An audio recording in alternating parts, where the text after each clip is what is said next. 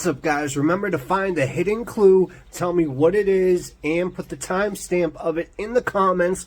Also, let's please try to get this to like 50 likes just so I know that you like the stories. Alright. Matthew Green went missing July 2013. He was a 39-year-old high school teacher on vacation.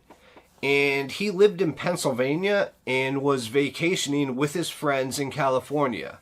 He loved teaching math and was an avid outdoorsman.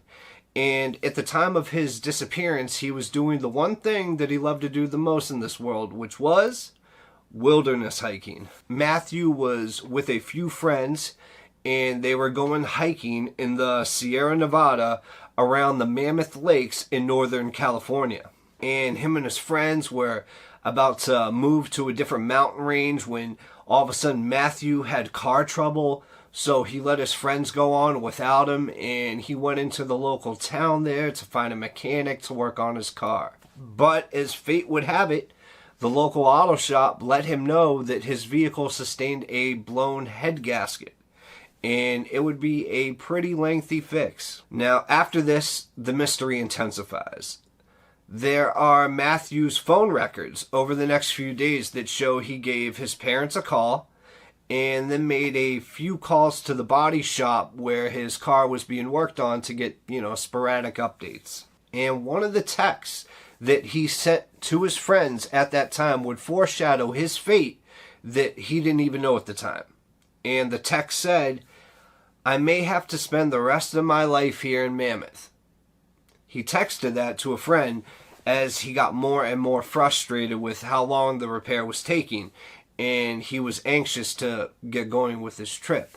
But by the time his friends came back to town on July 17th, they could not find Matthew anywhere.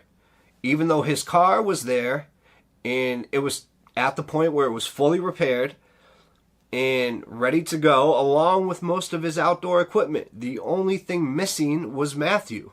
Well, it is to be pointed out that the only other things that seemed to be missing were Matthew's glacier climbing gear, and a few pages were torn out of a guidebook that he had. Now, the guidebook was actually an important clue to where Matthew could potentially be, because his friends knew that it was a habit of his to pull pages corresponding to the trail that he was going to hike. And from the pages that were taken, it looked like Matthew was looking to take a route that took him through the Minaret area, encompassing Mount Ritter and Mount Banner. But when his friends checked, his name never appeared on any of the summit logs in that area, and this left them disheartened, but also very curious on where Matthew could be. For whatever reason, 12 more days went by before Matthew Green was officially reported missing on July 29th, 2013. At this point, police searched the campground where Matthew left his car and all of these surrounding areas. And at the same time that the police were looking for him, Matthew's friends also conducted their own unofficial search of the nearby wilderness trails, but also much of California in general. They really wanted their friend back and were trying anything to find him. Now, I don't know if you have ever lost a good friend, but I unfortunately have. And I can tell you with certainty, if I knew there was a possibility that my friend was still alive, I would do everything in my power to find him. And it seems like this is exactly what Matthew's friends did as well. Throughout their search, they spoke with people from all walks of life, and they tried to get a heading on where Matthew might be. They even chartered a private helicopter, which proved to be unfortunately unsuccessful, and they even posted flyers everywhere that they could. They were desperate, and they were trying to think of everything they could do to get their friend back. Now, when it came to Matthew, who was a level-headed guy, everybody was trying to figure out where to go. Some people speculate that he got into an argument with the people that were repairing his car. You know, maybe they charged him too much or were charging him for things that he didn't need fixed. And they think in the rage of the moment he might have went off into the wilderness without the proper gear. But this seems like a very strange way to vent on frustration and emotions at that time. Another theory that's more likely was Matthew was in a hurry to get away from someone else in the Mammoth Lakes. But if this was true, it raises more questions than answers. Like, who would he be so afraid of in that small town to make him just leave or go out in the wilderness without his equipment and to leave his car behind? Now, I think one of the most reliable theories would be that we know he took his glacier gear and he did rip off parts of a guidebook or a map, you could say. And when it came to Mount Ritter, that's around where they think he was trying to go, to the ice caps. And that's why he would need his glacier equipment that he took. My theory is that he ended up going and maybe even getting up to where the glacier atmosphere is, you could say, where the ice tips are. And maybe he started climbing and climbing, then all of a sudden, maybe, you know, he just realized that he wasn't prepared. And that this was going to take a lot longer than he thought.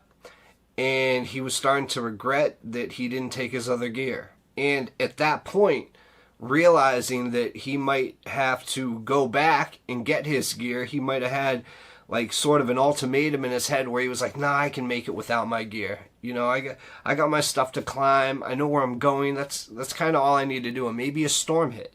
Or maybe he hurt his shoulder or he hurt his ankle. And then all of a sudden a trek that was supposed to take an hour or 2 hours would now take 10 or 20 hours. And then maybe the elements got to him. And maybe that is why Matthew was never found. Or another theory is that it could have been he simply was trying to vent and he grabbed his glacier equipment real quick and he started going up the mountain. And as he starts going up the mountain, you know, maybe he didn't have a weapon or anything like that on him. So maybe a bear or something along that lines, you know, comes up to him or is within his peripheral view. He notices it and he's like, oh crap. You know, and maybe, just maybe, it was one of those circumstances where the bear didn't turn away or whatever animal that it might have been. And maybe this was the demise of Matthew, that he sadly got taken down by some sort of game that was out in that area. And that's also something that we'll never know. In the end, it just remains a mystery. It remains a mystery that Matthew, even if he was hurt or even if he was about to get attacked or something like that, that he didn't contact somebody. I mean, maybe his cell phone, you know, the reception was horrible and he couldn't make a text if he got hurt or if he got lost, which I doubt he did because, like I said, he was an avid outdoorsman. And maybe that's what happened. And maybe not having any cell phone service, you know, even if something, especially if something was attacking him, you really wouldn't have time to text somebody for help. Maybe you would have time to call someone, but if it's a bear and they're really close by you, you don't stand a chance. But if it's the former, where he was hurt, why didn't he text somebody? You know, why didn't he make a call? Maybe the text would have eventually gone through. Or if he really was hurt, why not in his phone write down some notes, you know, saying to his spouses, his parents, I love you guys, and I just want you to know this happened, and this happened. I'm sorry I won't be making it home. So it truly, to this day, remains a mystery. And hopefully one day we will find out what happened to Matthew. Either that or we'll never find out at all.